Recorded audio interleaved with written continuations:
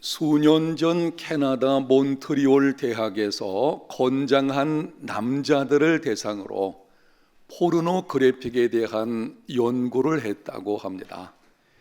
이 포르노 그래픽이라는 말은 우리나라 말로 번역하면 야동 이렇게 할 수가 있겠죠. 그런데 그 연구에서 실패를 하게 됐다고 합니다.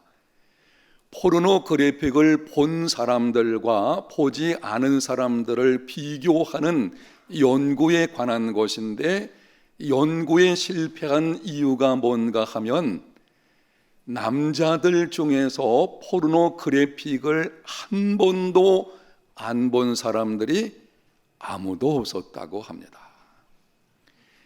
연구에 실패를 한 후에 대신해가지고 포르노 그래픽에 빠진 경험이 있는 20대 남성들을 상대로 설문조사를 실시를 했습니다.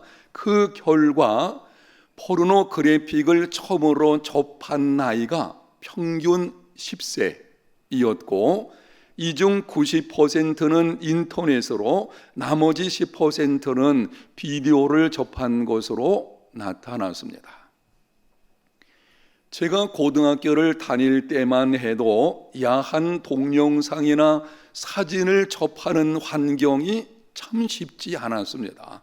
그런데 요즘에는 컴퓨터나 핸드폰에 들어가서 글자 몇 개만 치면 언제든지 볼 수 있는 시대가 되었습니다. 오늘날은 성적으로 음란한, 문란한 시대입니다. 자기 욕심과 쾌락을 얻기 위해 수단과 방법을 가리지 아니하는 시대입니다. 심지어 요즘 일선학교 윤리 교과서에는 동성애가 정상적인 것이며 모두가 존중해야 할 성문화로 기술이 되어 있습니다. 인권이라는 이름으로 죄를 옳다고 하는 시대가 되어버린 것입니다. 이렇게 죄로 오염된 시대에 믿음으로 행하는 것은 어떻게 행하는 것입니까? 모든 그리스도인은 세상의 소금과 빛으로 부름을 받은 자들입니다. 소금은 더 부패하지 않게 만드는 것이고, 빛은 어둠을 물리치는 것입니다. 한마디로 소금과 빛은 선한 영향력이라고 할 수가 있습니다. 그러므로 그리스도인의 재난은 재물이나 건강을 잃어버리는 것이 아니라 선한 영향력을 상실하는 것입니다. 예수 믿는 사람이 이 땅을 살아갈 때에 가장 큰 재난, 우리가 인생길에서 만나는 가장 큰 재난은 재물이나 건강을 잃어버리는 것이 아닙니다. 세상 속에서 선한 영향력을 상실하는 것, 이것이 가장 큰 문제입니다. 죄로 오염된 세상에서 선한 영향력을 끼치는 믿음의 삶이 되려면 어떻게 해야 하겠습니까? 먼저 결론부터 말씀을 드리면, 죄로 오염된 세상에서의 믿음은 하나님에 대하여는 예라 하고 세상에 대하여는 아니요 라고 하는 것입니다. 하나님과 세상과 관련해 가지고 세상 속에는 네 종류의 사람이 있는 것을 보게 됩니다. 첫 번째는 하나님에 대하여 예라고 하고 세상에 대하여도 예라고 하는 사람이 있습니다. 하나님도 섬기고 세상도 섬기는 사람입니다. 하나님과 세상에 양다리 걸쳐놓고 자기 유익을 따라서 이리저리 왔다 갔다 하는 사람들입니다. 두 번째는 하나님과 세상에 대하여 예도 아니고 아니오도 아닌 사람이 있습니다. 신약성경 요한계시록에 보게 되면 라오디게아 교회 성도들의 믿음을 미지근한, 차지도 않고 덥지도 않다고 했습니다. 바로 그런 모습으로 살아가는 그리스도인들이 여기에 해당됩니다. 세 번째는 하나님에 대하여 아니요, 세상에 대하여도 아니요 라고 하는 사람들이 가끔 있습니다. 하나님을 섬기지만 자신의 주관이 너무 뚜렷한 사람입니다. 하나님을 섬기기 때문에 세상에 대하여 아니요 라고 합니다. 그런데 하나님의 말씀을 들을 때에 자기의 주관이 뚜렷하다 보니까는 주관과 맞지 않고, 그래서 하나님의 말씀에도 아니요 라고 하는 사람들이 있는데요, 일시적이었지만은 구약 성경에 등장하는 요나가 이런 사람이었습니다. 네 번째는 하나님에 대하여 예하고 세상에 대하여 아니오라고 하는 사람, 성경에 등장하는 신앙 선진들이 그렇게 했습니다. 오늘 나오신 여러분들이 이러한 믿음의 사람이 되시기를 예수님 이름으로 축복합니다. 세상에 대하여 예라고 하는 자들을 향해서 성경은 경고합니다. 하나님에 대하여 예라고 반응을 보인다고 하여도 세상에 대하여 예라고 똑같이 반응을 하는 사람들, 하여튼 세상의 타락한 문화에 대해서 예라고 반응하는 사람들에게 성경은 경고합니다. 야고보서 4장 4절 말씀, 가늠한 여인들아, 세상과 벗된 것이 하나님과 원수됨을 알지 못하느냐? 그런즉 누구든지 세상과 벗이 되고자 하는 자는 스스로 하나님과 원수되는 것이니라. 세상과 벗하는 것은 하나님과 원수되는 것입니다. 하나님을 떠나는 세상, 잘못된 것을 옳다고 주장하는 세상, 그릇된 가치관이 지배하는 세상, 타락한 문화에 젖어 있는 세상, 그 세상과 벗이 되고자 하는 자는 스스로 하나님과 원수되는 것입니다. 우리는 어떤 상황에서도 하나님에 대하여는 예라 하고 세상에 대하여는 아니오라고 하는 믿음의 삶이 되어야 합니다. 오늘 읽은 본문에는 하나님에 대하여 예하고 세상에 대하여 아니요 라고 한 사람들이 나옵니다. 모세의 부모와 모세의 경우입니다. 오늘은 이들의 믿음을 통해 가지고 오염된 세상에서의 믿음은 어떤 것인지, 세상 속에서 선한 영향력을 끼치는 믿음의 삶을 살려면 구체적으로 어떤 모습으로 해야 하는지를 말씀을 드리게 될 것입니다.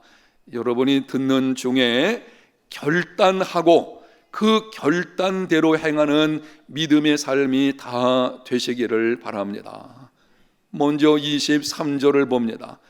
믿음으로 모세가 났을 때에 그 부모가 아름다운 아임을 보고 석 달 동안 숨겨 왕의 명령을 무서워하지 아니하였으며, 구약성경 출애굽기 1장을 보면 애굽 땅에 거주하는 이스라엘 자손이 생육하고 번성했습니다. 당시 인구 숫자는 그 민족의 힘을 의미합니다. 이스라엘 자손들이 번성해가지고 강성해지는 것을 보고 애굽을 통치하는 왕이 두려움을 갖게 되었습니다. 명령을 내리기를 이스라엘 자손들 중에서 남자아이가 태어나면 나일강에 던져서 죽이라. 그리고 여자아이는 살려두라. 그런데 모세의 부모는 왕의 명령을 거절했습니다. 당시 왕은 신적 존재와 같습니다. 왕의 명령을 거역한다, 이거는 죽음을 의미하는 것입니다. 그럼에도 모세의 부모는 왕의 명령에 대해서 아니요 라고 한 것입니다. 이유를 23절 상반절에 기록을 합니다. 아름다운 아임을 보고, 아이가 태어났을 때에 하나님께서 이 아이를 통해서 하실 일이 있다는 것을 본 것입니다. 우연이 아니고 이 아이는 하나님께서 분명히 이를 통해서 뭔가를 이루실 것이라는 바로 그 하나님의 관점에서 아이를 보고 아니요 라고 말을 한 것입니다. 무슨 말인가요? 모세의 부모는 위험이 있었지만 하나님에 대해서 예라고 말했습니다. 그러나 권력을 유지하기 위해서 인간 생명을 경시하는 왕의 명령에 대해서는 아니요 라고 한 것입니다. 여러분, 모든 인간은 하나님의 형상대로 지음받은 소중한 존재입니다.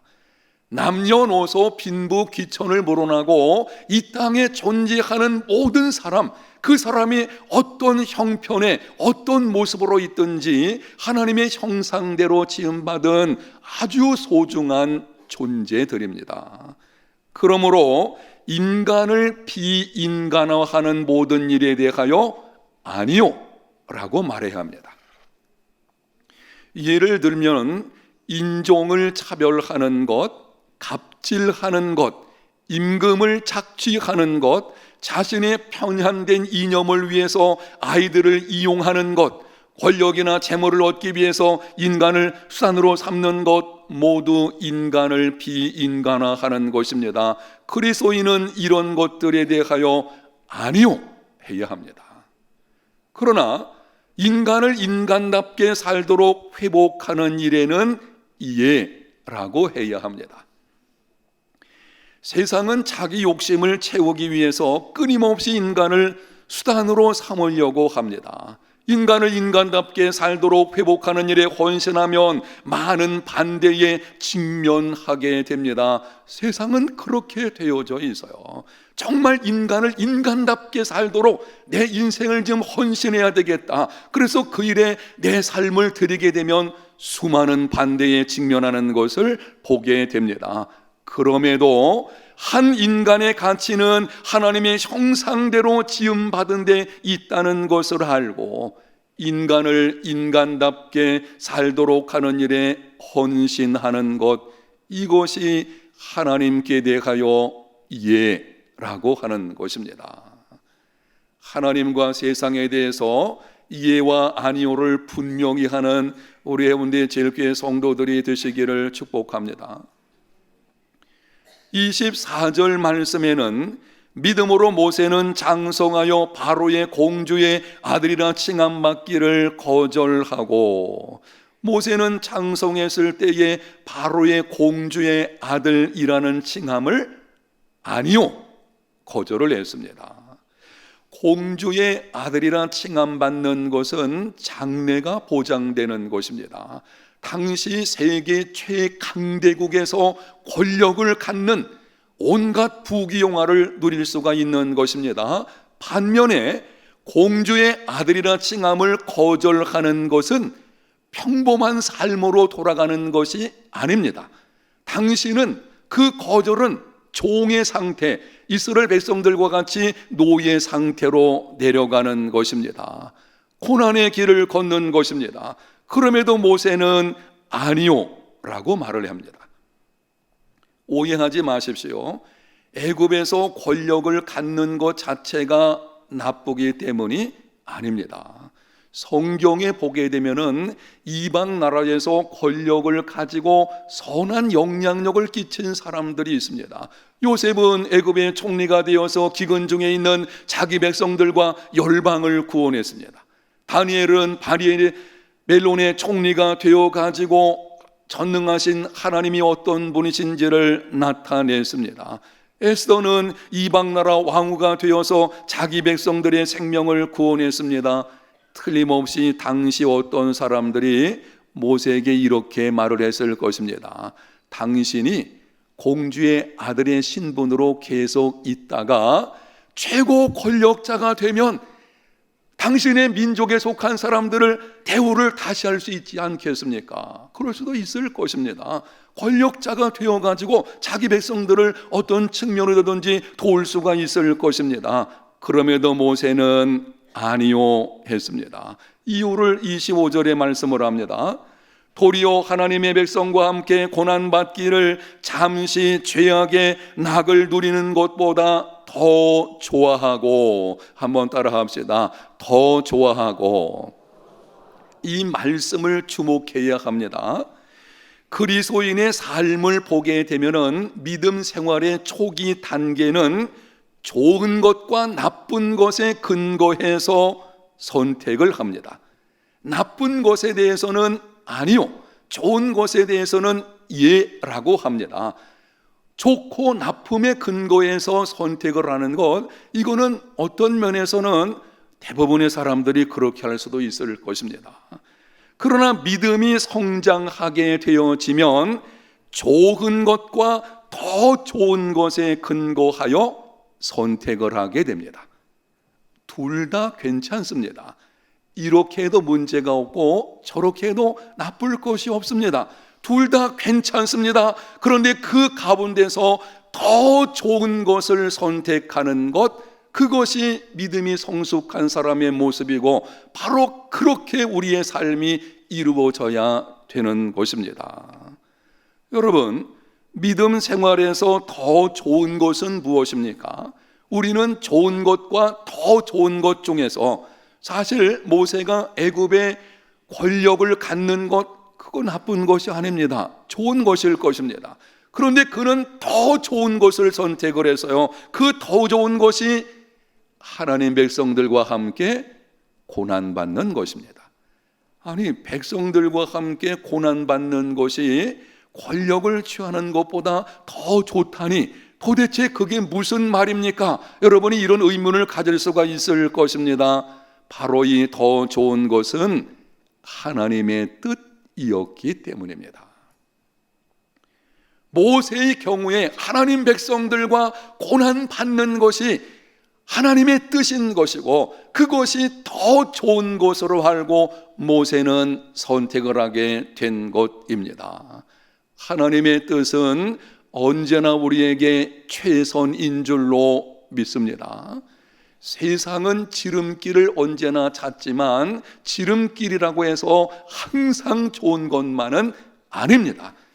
우리에게 가장 좋은 것, 우리가 선택해야 되는 더 좋은 것은 하나님의 뜻입니다. 아무리 좋게 보인다고 할지라도 내가 이것을 선택함으로 인해서 내 인생에 큰 유익이 될 것처럼 보여도 하나님의 뜻이 아니면 아니요 라고 말할 수 있어야 되고, 때로는 내가 고난의 길을 걷는다고 할지라도 하나님의 뜻이면 예 라고 결정하고 그렇게 살아가는 삶이 되시기를 바랍니다. 이것이 세상 속에서, 죄로 오염된 세상 속에서 믿음으로 행하는 것입니다. 그 다음 26절을 보게 되면 그리스도를 위하여 받는 수모를 애굽의 모든 보화보다 더 큰 재물로 여겼으니 이는 상 주심을 바라봄이라. 모세는 그리스도를 위하여 받는 수모를 애굽의 모든 보화보다 더 큰 재물로 여겼습니다. 여기다는 말은 그렇게 평가한다라는 뜻인데요, 가치관의 문제를 말하는 것입니다.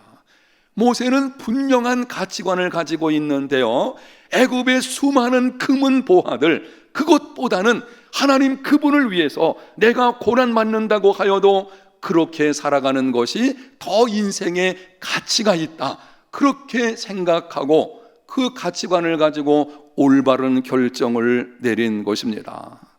죄로 오염된 세상에서의 믿음은 세상적인 가치관에 대해서는 아니요 라고 하고, 하나님 중심의 성경적인 가치관에 대해서는 예 라고 하는 것입니다. 오늘날 세상의 가치관은 세 가지로 요약해서 말씀을 드리면 황금만능주의, 학력제일주의, 외모지상주의입니다. 재물과 학력과 외모를 가지고 사람의 가치를 판단합니다. 그것을 삶의 목적과 행복의 기준으로 삼습니다. 잘못된 가치관인 것입니다. 우리는 성경적인 가치관으로 행하는 믿음의 삶이 되어야 합니다. 사람들이 가끔 하는 말이 있는데요, 뭐로 가도 서울만 가면 되고 개처럼 벌어서 정승처럼 쓴다. 수단과 방법을 가리지 않고 목적만 이루면 된다는 것입니다. 그러다 보니 정당한 이유 없이 임금을 체불합니다. 유통기한이 지난 재료를 사용해서 음식을 만듭니다.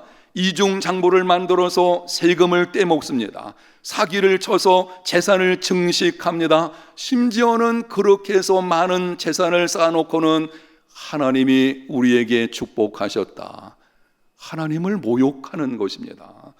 여러분, 하나님은 불의하신 분이 아니십니다. 불의한 방법으로 많은 재물을 쌓아놓고는 하나님이 축복하셨다, 그래가지고 생색을 내든지 이렇게 한다면 이거는 하나님이 전혀 기뻐하시는 것도 아니고요, 세상의 가치관을 따라 행하는 세상과 벗된 삶을 살아가는 것입니다.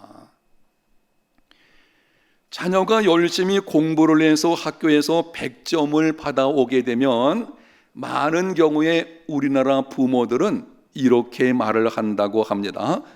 100점 맞은 사람 몇 명이나 있니? 자녀가 열심히 공부한 것, 100점 맞은 것 진짜 축하할 일이잖아요. 그럼 칭찬하고, 야, 오늘 그러면은 우리 맛있는 거 한번 먹어보자. 그래서 경쟁하는 어떤 시간을 갖든지 이렇게 해야 마땅할 것인데 비교 프레임을 심어주죠. 100점 맞은 사람 몇 명?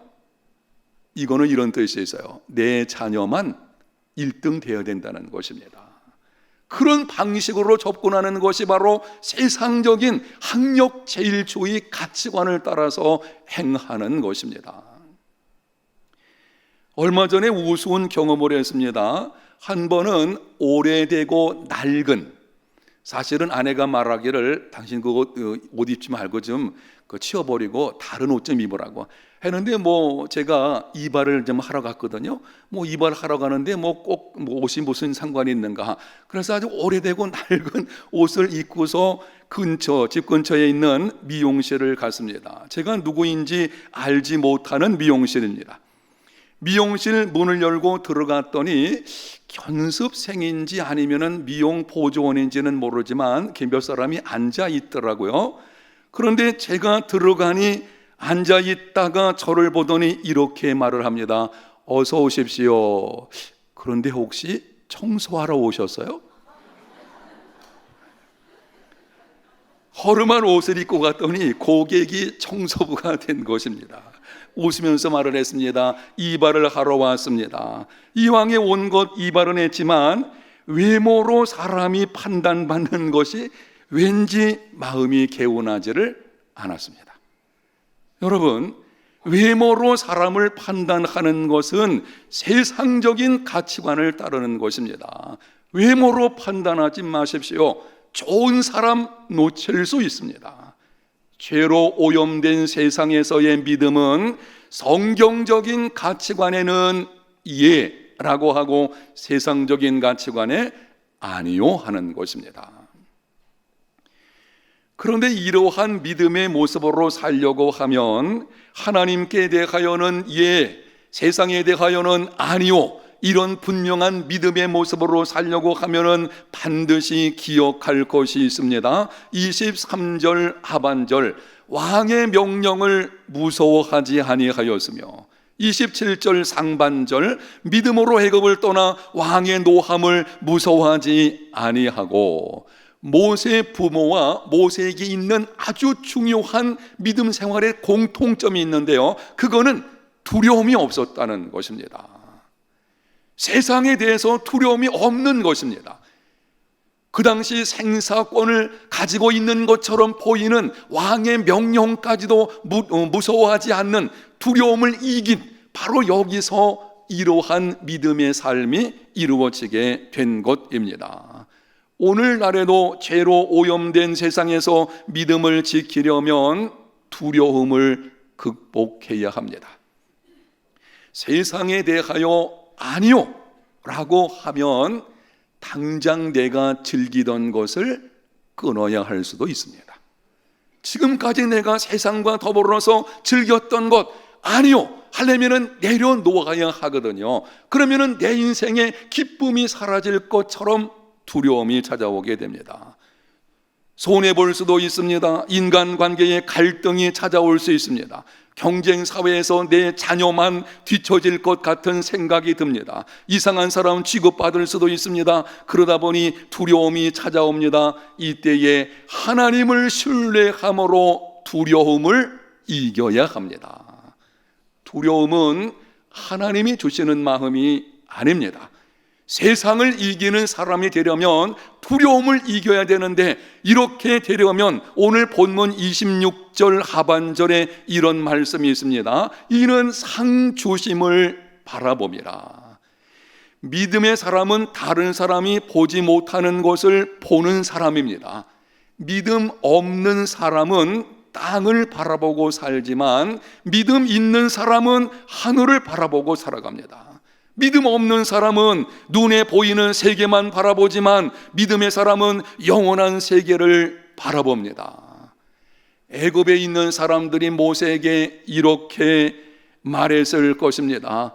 당신이 바로의 공주의 아들이라 칭함을 거절하게 되면 이것도 잃어버리고 저것도 잃어버리고 당신의 인생에 이런저런 불행한 일이 찾아올지도 모르겠습니다.